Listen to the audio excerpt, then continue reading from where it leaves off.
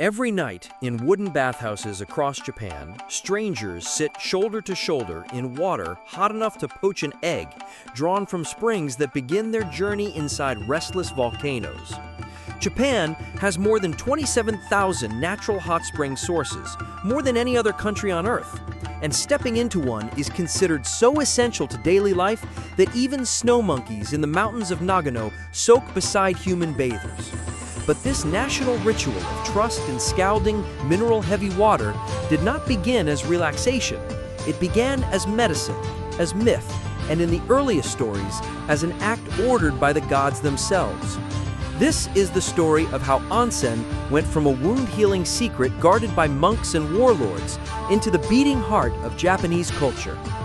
The earliest written mentions of onsen appear in Japan's oldest surviving texts, the Kojiki of 712 and the Nihon Shoki of 720, which describe Emperor Jomei traveling to the hot spring at Arima in the 7th century seeking healing.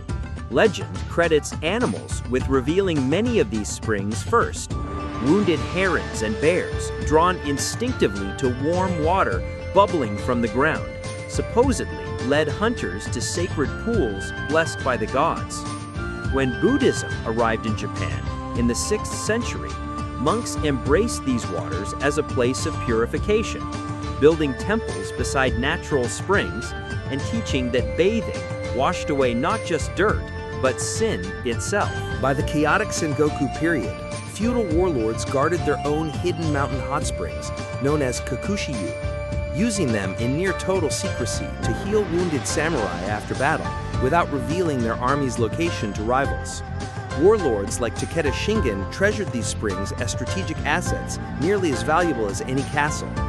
3 hot springs in particular, Kusatsu, Arima, and Jero, became so celebrated in literature that they were crowned Japan's 3 great springs. When Tokugawa Ieyasu unified the country and founded his shogunate in Edo in 1603, he brought his personal love of hot springs with him. After one restorative week-long stay in the coastal town of Atami, Ieyasu became so devoted to its waters that he ordered barrels of hot spring water hauled overland all the way to his castle, a peculiar delivery ritual called okuyu that later shoguns made official policy, sending magistrates each year to ship steaming barrels of mineral water from Atami, Hakone, and Kusatsu straight to Edo. As peace settled over the country, popular woodblock prints, known as ukiyo-e, began depicting hot spring towns as scenic getaways.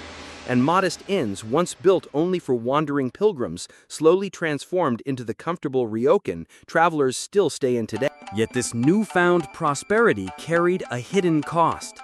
As hot spring towns like Beppu boomed through the early 20th century, decades of unchecked drilling gradually drained and cooled some of Japan's oldest natural sources, forcing engineers to dig ever deeper wells just to keep the water flowing. The science behind this resilience is remarkable. Beneath Kyushu, the Philippine Sea Plate dives under the Eurasian Plate, dragging seawater more than 100 kilometers underground, where it melts surrounding rock into magma that heats a vast underground reservoir. Every drop of rain that seeps into that reservoir spends roughly 50 years traveling through volcanic rock, absorbing minerals, before finally gushing back to the surface as a hot spring. Beppu alone now produces more hot spring water than anywhere else in Japan, nearly 80,000 liters every single minute from almost 2,300 individual springs, some reaching temperatures of 100 degrees Celsius. In 1948, the government finally passed the Hot Springs Act, officially defining what qualifies as a true onsen.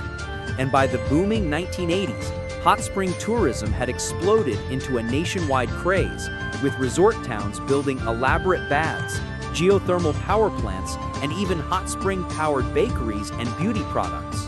From an emperor's healing retreat 14 centuries ago to a nationwide obsession that still draws millions every year, the onsen remains Japan's most enduring gift from its own restless earth. If you enjoyed this story, subscribe for more tales of Japan's history and traditions.